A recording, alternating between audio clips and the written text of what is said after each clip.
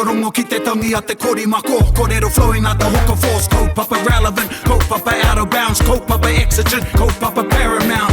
Nā ko nā whakapiri mai ki te kaupapa tino whakahira hira whakarongo pi kari kari mai. Hare hare mai, o Taringa hare hare mai. We gotta gather up close everybody, gather up close everybody. Kani move that body, kani move that body. Hei ngā kāwai nui, hei ngā kāwai roa, nā taku pōtiki rā koutou I tiki ake I te taha tū o te rangi nā Taringa. Nau mai hoki mai anei ki te punua pāho o Taringa. E whakapāho atu nei I te poka pū o Taringa kiko nei ki te wānanga o Aotearoa. Atu I te pīki auahi bustling metropolis of Te Awamutu.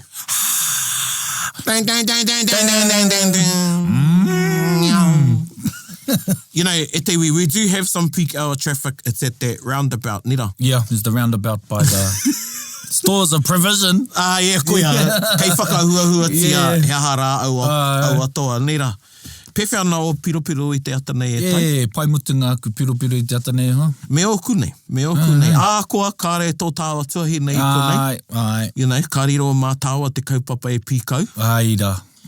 Tō tāua wai, Mari. Tō tāua mai. I wāna nei hoki. Ai. Me ngā mihi ki te māngai pāho, me irirangi te motu. Ai, tēnā koutou. Tēnā koe taku hoa hine. Kei te moe o koe ki te kōtiro rā. Wā, she's not kōtiro inu mo. No. She's a proud mama up in Ngāti neha hine castle ka nui te mihi kia koe. Neat. Cool. Yeah, and her face is so recognisable, she still gets it. You still get that.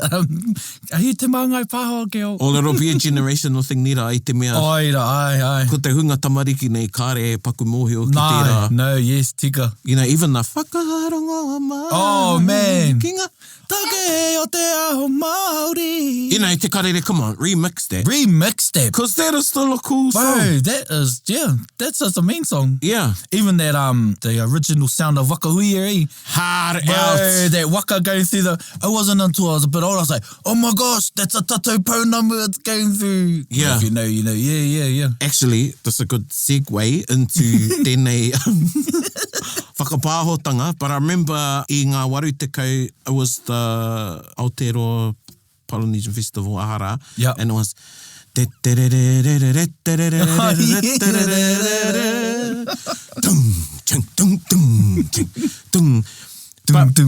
wakahuia, I tino pai ki Aotearoa waiata. Huia,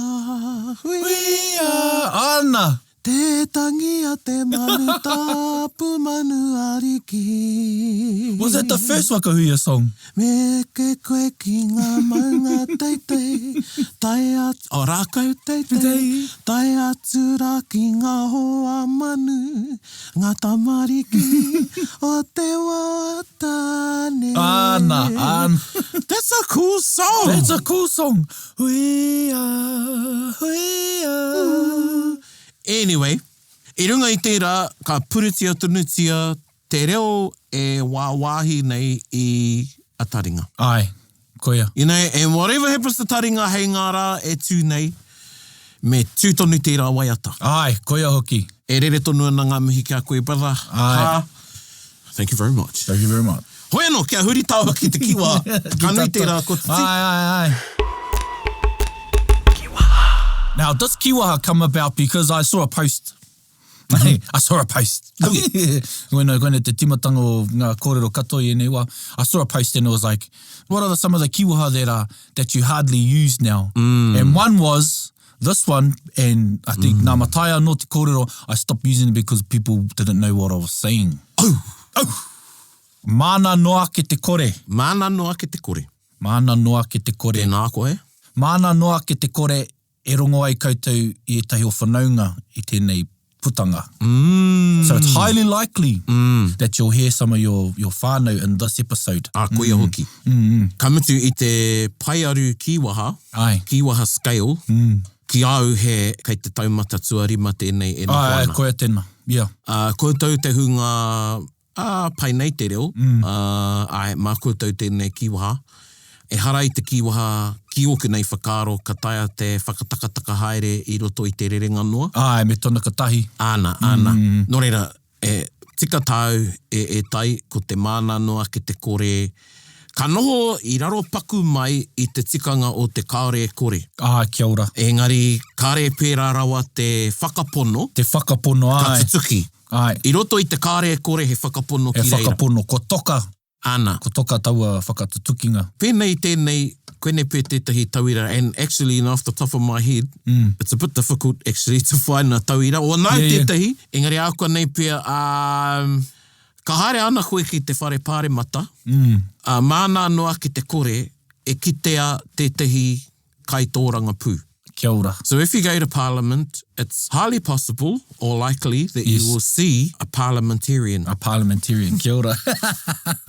E tika rānei tērā, a politician. A politician, ai. Now it's probable. It's probable. But it's not definite. Yes. Engari ko te kāre kore, definite It is tērā. without a doubt that you will see a politician. Me naka whakamahia te e kore ka hore. Ai. E o kaore e kore. Nō reira, koe rā te mana noa ki te kore, kei a koe anō tētai?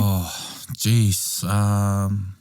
One that I did use recently was just to get used to is I te eke kohuka mātou, I te rātahi rau. We were going whitewater rafting, and I said, mana noa ke te kore e māku ai tātou. I don't know if the I is used there, but it's highly likely that we'll get wet. Ki oko nei whakaro, taku mōhio, ko te kare take o te ai. Yeah, kia ora. I roto, he pai ana actually, you know, me wānanga tērā. Ai. Me wānanga tērā. Engari he pai tērā tauira. Nō reira, koira e te iwi, koira te mana noa ke te kore. Ai. E ni te kōrero rero māua, te tikanga, kuine ki tētahi o a mātou kiwaha I tētahi atu o ngā whakapāhotanga. Ai. And this is the one I thought we were going to do, but we did not. Engari, anei māua e whakamahi nei I te kiwaha nei.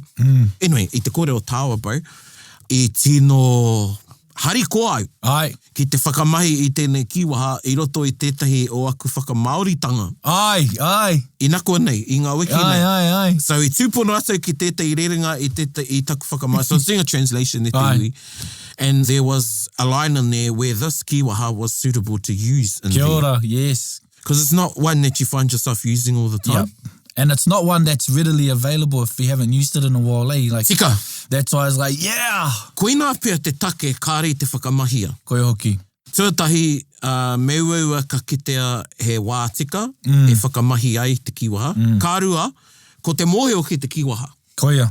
Engari, e rua, ka ora tētahi. Kia ora, tika. Ki te kore koe mōhio ki te kiwaha, kare koe e whakamahi te kiwaha. And ki te kore koe mōhio ki te kore tētai wā e tūpono mai, ki a koe, e whakamahi ai e koe taua kiwaha, ana kua kore koe whakamahi Ko kore koe whakamahi, ai. So there you go e te iwi, mana noa ke te kore. Kia ora.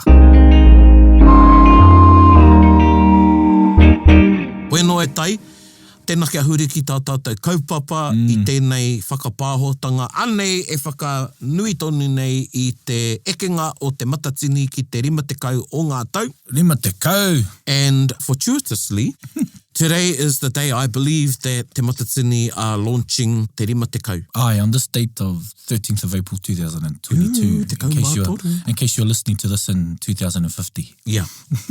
And e mihi tonu ana ki a koutou ngā taonga. Mō koutou āwhina mai nei I a Taringa. Kia ora. And I've got some responses from people that have listened to some of these punua pāho that we've completed in regards to ngā taonga. And, you know, a lot did not know this resource existed. It's amazing how many people don't. But man, there's a wealth of kōrero and recordings in here. You don't need Netflix at te iwi. You don't need it. Yeah. So if you get Netflix fatigue, as they call it, have a look in Ngā Taonga. I know, right? And don't even get me started on, I think we've talked about it, but New Pepper Māori. Oh, New Pepper Māori. Yeah. Man. Hoi noi, kaupapa no tērā. Yeah, now, kapai. you've lined us up some recordings, bro. Yeah. There was 83. 83. Waru te kaumātoru. Waru te kaumātoru I tūai tēnei whakataetae ki Heretaunga. Ki Heretaunga, and you start seeing the evolution of haka. Well, you know, it's coming into its own in terms of what we know today anyway. So it's on its trajectory. And so our first one, e hoa, te mea tuatahi, tipakohia e ai mā tātai, e kōrero mā tātou, ko te waiata tira. Tēnei waiata tira, e meana te kōrero nā napi waka tēnei, napi waka. Ka nui ngā mihi ngā whakaro ki a koe, Napi. Kia ora koro, Napi. Mō te rōpū ngā tama o rangi. Nō reira, whakaronga mai.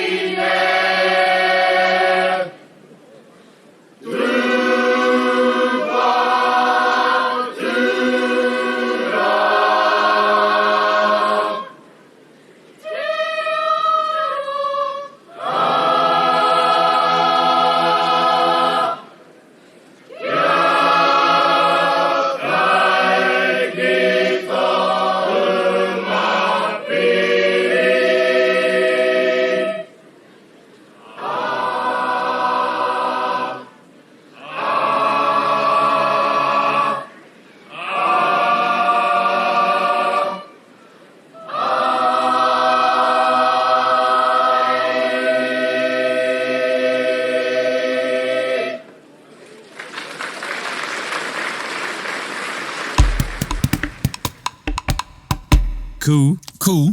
Te āhua o te waiata i aua tau. Kamatu, Napi ake nei, taua oro e hoa, taua rangi. Koro Napi ake nei. You know, Koro Napi was a master of the choral item. Kia ora. And, you know, it's quite interesting because Taku Mōhio, he tutored quite a few groups. Oh, kia ora. Particularly in the period of the 70s to the 80s. Tani Wharau being one of the Oh, rōpū. nera, kia ora. And I think he was still involved with Tani Wharau as well. There was a bit more sharing back in those times. Yeah. You know, tētahi o ngā kōrero ki au, mō ngā kapa o tainui nei, they would have all of their dress rehearsals together. Kia ora. As a waka unit, tribal unit. Cool. He hākari, kua kore e pēra I nāia nei. Napi was tutoring Tani Wharau. I know he tutored them the year before alongside the late Tōmarangi. Both of them now have passed away. Yeah. Tōmarangi Paki, the king's sister. But the choral was his forte. Aye. And he was a bit of a mover and shaker. If you're lucky to see some of the footage from some of the other groups he was in, you will see, there's a mōtete, I can't remember which group it is. But anyway, we'll stick with ngā tamaarangi. This was his forte, the choral piece. Aye. In later years, Teiti Kahurangi, he was... Oh, of course, yes. Yes, he did a lot of mahi with Te Iti Kahurangi, particularly in the coral. What's interesting is in the 70s, 80s, and I haven't done a write-up on the coral because te taipa, you were going to do that. Because coral isn't my thing. Yeah. You can have an opinion on it, but you rather someone else have a... Ana. You give their whakaaro on you. But interestingly, the most performed corals, particularly the 70s and 80s, there was a bit more of a breakaway, and Ngāti Mārangi shows this, in that this coral isn't a... Himene. Himene. Yeah, kia ora. So Ngāti Rangi Wewehi, who we've showcased, they also did Pōkarekare ana a couple of times. Actually, I think 3 festivals. 3 festivals, kia They ora. repeated Pōkarekare ana, or 2 maybe, and they also did Te Rina. So Tomi Taurima, Pōkarekare ana, depending who's telling the story, Praere Tomoana or Apirana ngata. Tēnā koutou, Ngāti Kahungunu, te whānau huata kaue pāma mai, me te taira awhiti whānui. And then we have this composition, which is in a himene. And this is interesting because taku mōhio, ko nā kupu ko te whakaaro no ngā tuhinga a te rangi haiata. Kia ora. So te rangi haiata, tētahi o nā rangatira nui i tōna wā o Ngāti Rangi Wewehi iwi o te arawa whānui. Governor Gray used a lot of te rangi haiata, what te rangi haiata said. Karaki, and te rangi haiata's got his manuscripts in various libraries and things like that. And he wrote about Hene Moa and Tānekai. And then Kingi Tahiwi, no Ngāti Raukawa, te au ki te tonga, he took some of the kupu from that story that Te Rangi Haiata wrote back in the 1800s and put it into this composition that we have today. Yes, kia ora. Which we used to sing at kura. It's a great song. Yeah. He rawera wāti tēnei waiata. What's interesting too is the ending of each stanza. The nawa. Nawa. Te kupu nawa. Yeah. It's a nonsensical kupu, but is used in poetry, particularly in waiata and haka. So, tētahi atu waiata e mohi ana nei, e mohi ana nawa i te kiki pōti oh, jeez, ko ware e. Tā huai nawa. Oh, kia huai nawa. So it's like an ending to a stanza. It's like a lari-dari-da. Like how we'd finish in waiata with e, to fill, is it to fill a syllable track, or is it just for the sake of the beat or something? It's for the poetical tempo or the meter to fit in with the rhythm, the manawataki. So koinei e rongo nei i te oti ngātu, whakaoti ngātu o ia whiti o tēnei waiata. He nawa. E hi nāwa e hika e. Yeah. Ka pai. So koira tērā waiata. So this was a bit of a breakaway, and it was in the 80s that there was a bit more breaking away from the himene. And just kia hoki whakamuri anō au, ki tāku i ki ai, the most popular himene in the 70s were kia kotahi tātou and kia ngāwari. Oh, kia ora. It wasn't a problem that Rōpū did the same waiata tira. Kia ngāwari, is that a Māori battalion himene? It's a Mormon himene. Oh, Mormon, kia ora. Kia ngā, Koronapi taught it here once. And, you know, ki te koutou i ngā ata, you'll see the conductor comes out. There's a bit of pomp with all of it. Yeah. And brings the stand out, stands on it. I've seen one, it looked like a beer crate, I think. Yeah, nā ka mahi a te... Well, those are readily available, weren't te they? waiata tira. I think you could do the waiata tira after your whakaeke. Yeah, looking through ngā taonga, it does have a waiata tira after the eke. Yeah, engari, you know, ke whakaaro tikanga tātou, and koinei te tikanga, kare pai ki au kia mahi waiata tira I mua I te whakaeke. Kia ora. So, waiata tira, I think, has taken on its own function as well as being something to calm the rōpū, to ready them for the performance, so to sort of calm the nerves before they launch into their whakaeke. Acclimatise to the stage and the scene name, Ko nā kōrero ki au, ko nā mahi I runga I te papahaka, he rite ki te whakaeke marae, Kia ora. which we've talked about. So the whakaeke is like te whakaeke I runga I te marae. If we're thinking tikanga, what space does the waiata tira fill? Hence, those rōpū would have performed their waiata tira after the whakaeke. Kia ora. Engari, ko te raru, e muri te whakaeke ko te whai kōrero, a kātai ko te mōtete. Ne? Hoi anō. Tērā. And of course, mātarai in later years they monopolised, I guess, or Wetini was an opportunist. Aye. Because there was a rule about the time you had to perform your whakaeke, and if you did a whakaeke, you would get more time on stage. Aye. Ko wareware te tau, but I remember Mātarai, they were quite clever. They ended up doing a very short waiata tira at the end. At the end, kia ora. After they whakawātea, they finished, ran back on stage, did their waiata tira that was all probably about a minute. Yeah. And they were able to bank on an extra 4. Kia whakaroroa i te wā mo te whakaeke. Koia. Che, yeah. Koia. Koia, well, kia whakaroroa, kia āhei rātou, te whakaroa i tā rātou tū. Yeah, te katoa. I roto i te ture. Yeah. So i ngā wā mua, it was 25 minutes without a tira, Aye. 30 minutes with a tira. Kia ora. There was no stipulation in there how long your tira had to be and where it had to be placed in your brackets. Koi. So i whera te mātārai, i whera hoki mātou, Aye. mōtai i tētahi wā, i mua i te whakamanatanga o te rā ture. Aye. So now there's a rule that says you must perform the tira at the start if you are to do a tira, and it must be at least this long. Because e krewa ngā Māori. Yeah, e krewa ngā Māori, yeah. You know, waiho mā te ture au ki te kōti, waiho mā te ture e āki. So koina nā huatanga e pāna ki te ture i roto i te whakataetae. So koina tētahi o nā tira i tērā wā. Now, speaking, ngā tamārangi au e tamariki ana. Koina te te auku tino kapa. No Aotearoa. No tainui nei. Tainui, kia ora. Ana. Ngā tamārangi. Ngā tamārangi. No konei, no tainui waka. Yeah, ko te whānau winitana, ko te whānau whiu henui ngā whānau. Kia ora. Yeah. They were trendsetters. The mold breakers. Mold breakers, yeah. You know, the game changers, I guess. They did the Bop in 1988. Wow. Ki whangarei. Aye. That was an interesting festival because groups also got time to do a ngahau item. Aye. And they done this cool Bop compilation. You know, it's the 80s. Yeah. They did the Bop, they did the moonwalk, they did this, it was a tirako weapons thing. Oh, man, cool. To Bop music with long poi going on. It was out there. You know, now of course, Ngā Tamaarangi became te hei o Tāhoka.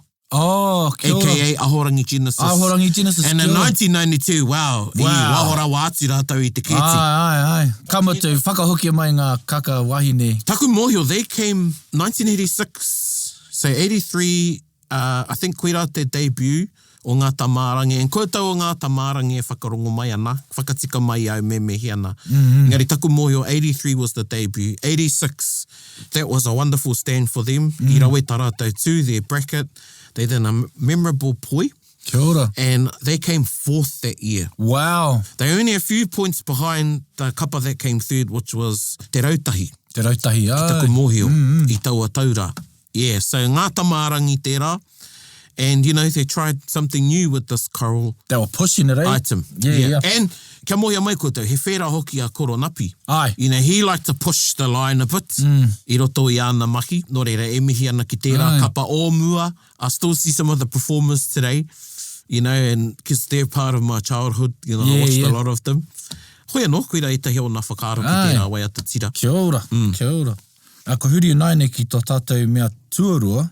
He haka rongo nui kia tātou, ne, nō reira koina te take i tīpako hea tēnei wahanga. Nā waihirere tēnei ko te haka Māui tiki. Hoi whakarongo mai.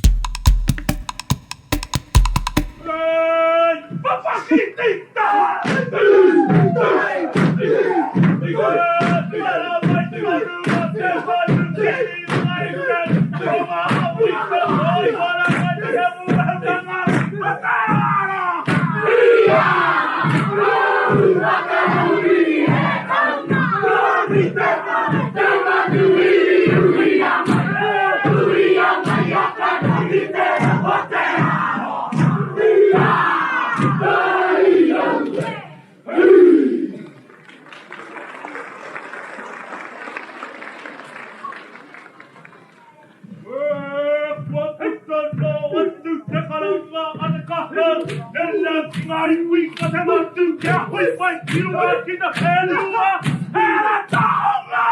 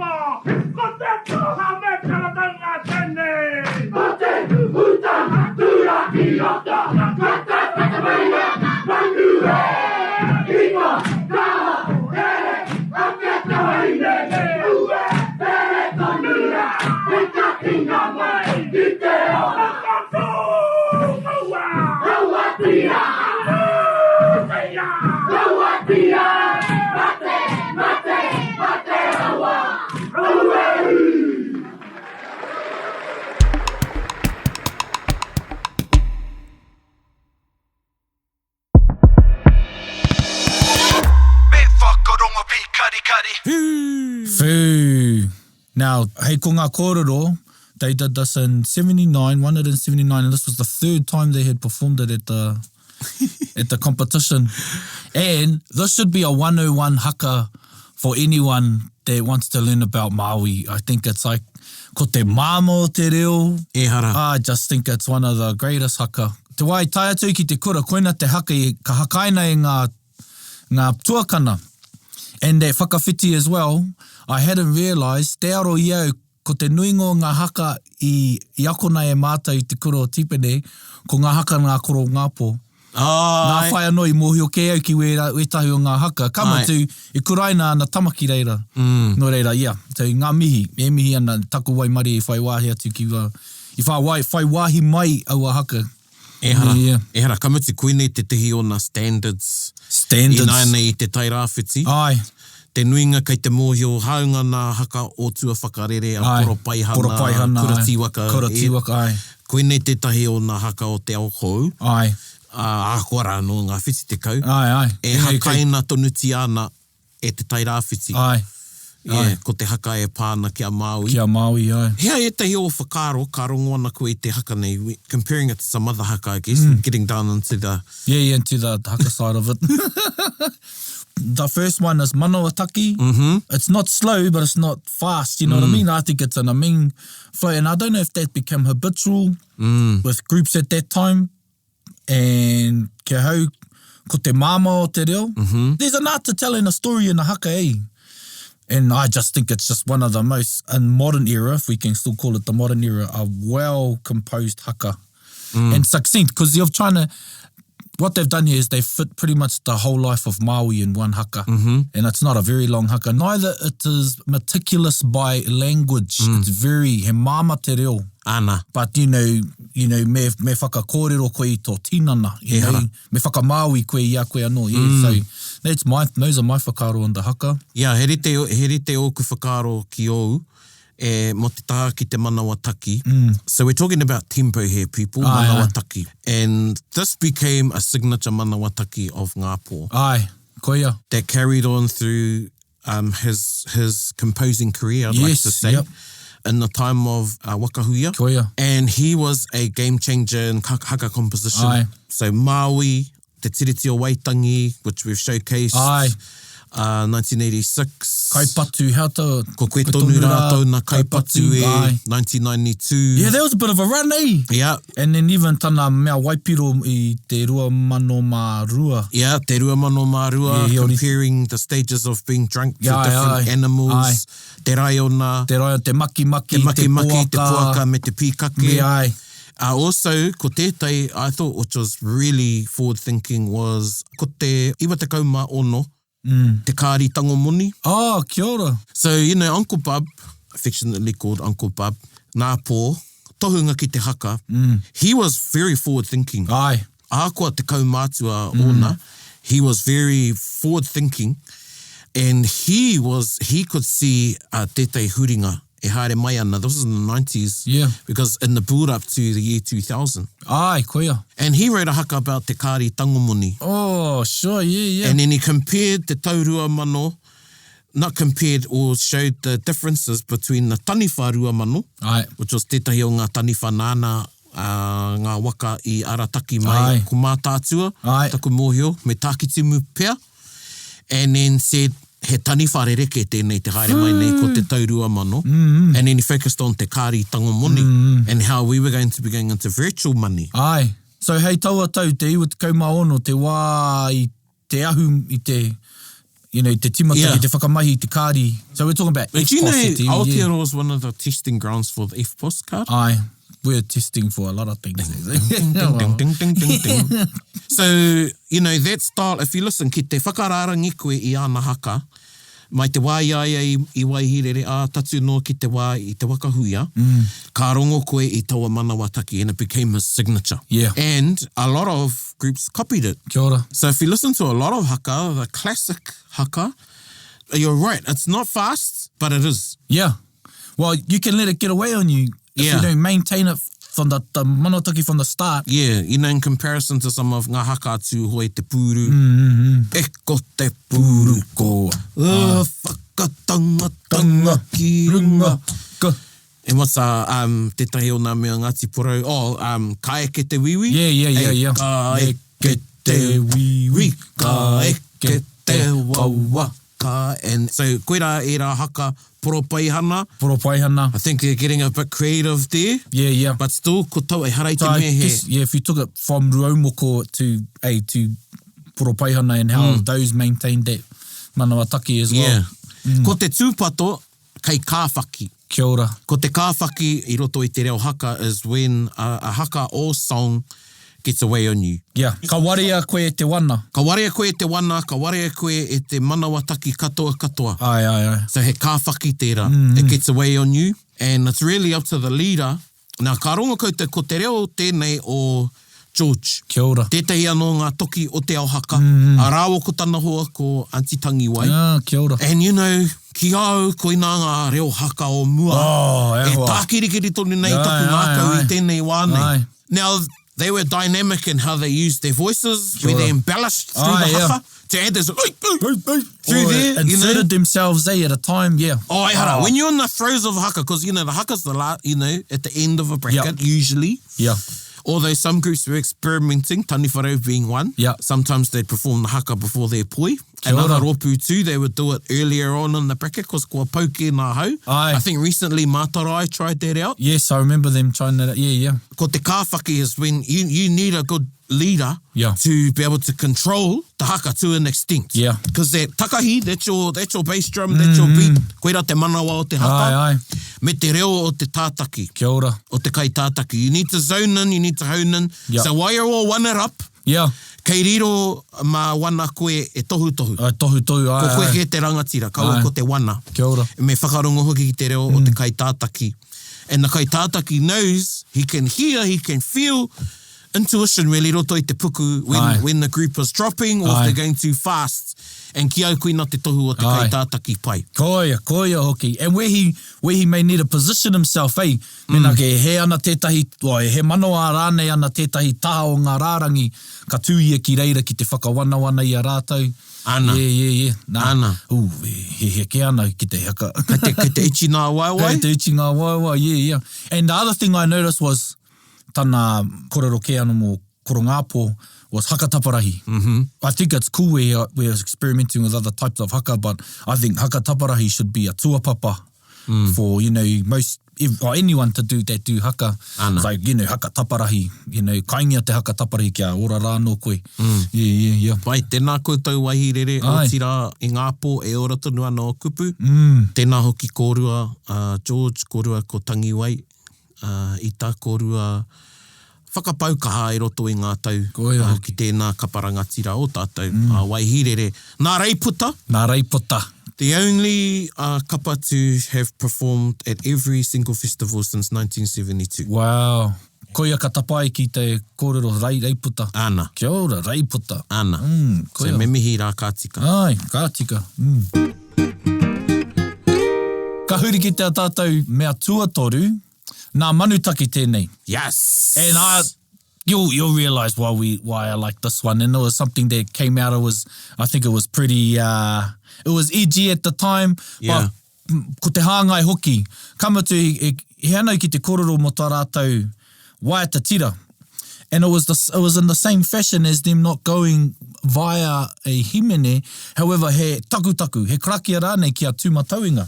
Koina tā rātou waiata tira i taua tau, aho ko kāre tātou i a te whakarongo ki te taua tira i waiata tira i tēnei wā tonu hoino, ka waiho tērā hei rangahau I must listen to that. mā koutou, yeah. So it's all up on the links that we'll put up. However, ka huri tātou ki tā rātou waiata aringa, mihini ātea. Whakarongo mai.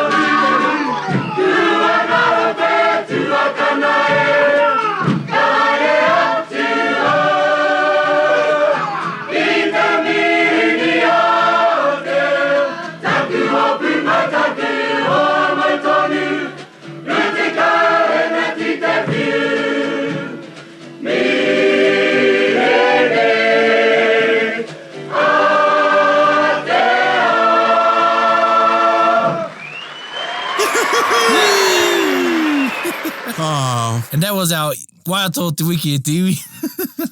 Yeah, and we're just going to close up, just some ētahi whakaro, he punua whakaro ki tērā waiata. I get such a feeling when I hear that waiata. Yeah, same. To me, it's still very current. We could change so kia moe mai ko te mihini ātea ko te Spaceys. The Space Invaders, the Galagars. Spaceys. Yeah. Ka hoki ngā mahara, nearly every fish shop had a Spaceys. Yes, absolutely. Burger bars. Yeah. Rua te kau, henati te piu. Yeah. And there was 20 cents a go. I remember Spacey shops. Yep, Spacey parlours. Yeah. I konei Tawamutu, there was one at the Triangle. Oh, kia ora. And the other one was at the college dairy across the road from the college. Yep, nā whaia no. There used to be a part in there that was purely for Spaceys. Yep. I Rotorua, we had Wizards. Oh, Wizards, yeah. New Image. Maharai ki te mea, tāmaki te piki mea, your fans. Your fans, yeah, your fans, stages. Yeah, stages. Stages, they were big things. But the thing about it is I have such a connection because we grew up in Tāmaki and koina te haere I taua tau, I aua tau. And it talks about koe ko hemi ko hori rānei. Yeah, tuakana e hori. Yeah, hori. It's sort of like they're lost in an urban setting. Yeah. And so the mihini ātea is their mate. Yes. So that has a love mark. Yeah, it was Dr. Te Rita Pepish. Ai, kia ora. Tēnā koe Te Rita. Actually, we could to have her on. Ai. Tui ona whakaro, mō tēnei waiata ki roto I tāna tuhinga roa e pāna ki te kapa haka. Kia ora. And how, mihini ātea was the times 1983, 80s. And it was a symbol for the urbanisation of Māori. Koia. Ka tai kārua for kids, spending more time on the Spaceys instead of following healthy pursuits. Oh. Kei au nā kupu. I motu koe hori tuakana e ki te mangu kahae. Ai. Tangi ana mama kariri papa kua ngaro koe tuakana e. So it's talking about gangs. Yep. Ma koutou e whakapākea, ka rea mai e whakapākea. Ka haere atu au ki te mihini ātea. Taku hoa pūmau, taku hoa mautonu. E rua te kau, heneti te whiu. Te whiu. Papa ana ngā ngutu wahine e, pahore ana te tuara e, I te hapu, a mereraina e, matuku ana ngā tamatāne e. Ka haere atu au ki te mihini ātea, taku hoa pū mautonu, e rua te kau heneti te whiu. And then we get this great, pa. Like you can see the game, eh? So you'll hear the crowd applauding, and you can only imagine what our tāne are doing on the stage, what manutaki are doing. They're acting out as, what you do in the Spaceys. So you need to go see the video too, do you? So while it does, while it's a happy song, the tune is, and it's, things said in jest, there's actually some issues in the waiata. Yes, kia ora. So kei te kōrero mo te kēnge. Te kēnge, ai. Kei te kōrero mo te nā kōtiro e hapu ana. Ai. And in the last verse, horora te haere o te moni e, nā te hoiho, nā te pia. Ai. Tangi ana mama kāriri papa kua ngaro koe tuakana e. Ai. Yeah, so it's interesting. It's very interesting. Talking about these issues that are going on, and it's couched in a happy, joyful waiata, but there's actually some challenges. There's challenges, koia. And e mihi ana ki a koe te hira. Ai. Mau I tuku mai ngā kupu. Tai anō ka karere ki ai. I was a bit unsure of some of the words. Well, pirangi au kia tika. A tāua kupu. Wakoro nei ke au e mea ana piu. Hoino ko te whiu ke te kupu. Yeah, rua te kau heneti te whiu. And it was 20 cents for a long time. It was 20 cents for a long time. I remember kicking up a fuss when it became 40, 50 now. Anga rua tāre nai ne. Mātau ko oku hoa, we'd get $10. Rimatara was for makitānara. And then we get $5 worth of 20 cents and spend it all at the Spaceys. Ride or walk into town and then ride or walk home. Yeah, back to Ōwhata to the east side. Anyway. So tērā. So kuira tērā waiata e te iwi, it's timeless. Ai. And koutou te hunga rangatai ka repe moihana ki tēnei waiata tēnā. Kua rongo koutou I nāia nei. Ai. Now, the clever thing too, in closing, the year before at prize giving, ka wero a te rangihau I ngā kapa. Kia ora. Mo te āhuatanga ki ngā kaupapa o ngā waiata aringa. Kia ora. And ko te wairu o tana kōrero, so te rangihau issued a challenge at the prize giving at the previous festival, 1981, saying to the groups, there needs to be a bit more substance in your action songs. Be a bit more creative. Think of different kaupapa themes to use. And boom, Manutaki came along with us in 1983. There you go, Tiwi. Yeah, koera te waiata o te wiki. Me ngā wānanga, I could talk about kapa. Oh, we can go all day, eh? Yeah, you know, we are going to get some more people in the room. Watch the space. Watch the space. Whānau, he tangata anō pia. Ai, kia moe mai koutou. Hoi no e mihi atu ana. Tēnā tāwai hoa I tēnei noho ngātaitanga. Kia ora. E ne mihi tonu ana kia koutou ngā Taonga. E ne mihi ana ki ngā kapa. Ai. Ka titiro ki ngā, ka whakarongo ki ngā rekuatatanga, ka whakaaro ake, rano atu, tētai hunga kua ngaro. Ai, koe Engari e hoki. ora tonu ana ngā waiata nei me ngā haka. Nō reire me mihi rā, rātau katoa, o si rā tātou, e whakaora tonu nei I enei taonga. Koe hoki. A rātau mā. Ai. Hoi anō, kia ora hui mai tātou katoa, hei ko nā mai rā. Hei kona. Hei ko nā. Hei kona. Whakarongo pi kari kari, gather up close everybody buddy.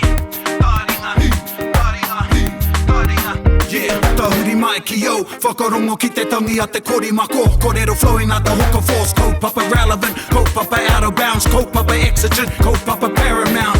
Nā ko nā whakapiri mai ki te, kaupapa tino whakahira hira, whakarongo pi kari kari mai, hare hare mai, o Taringa hare hare mai, we gotta gather up close everybody, gather up close everybody, kani move that body, kani move that body. Taringa. He mea tuku nā te wānanga o Aotearoa, nā te māngai pāho me irirangi te motu I tautoko. To listen to more episodes, search for us on your podcast app and subscribe, or follow us on Instagram and Facebook. Taringa. Whakarongo mai.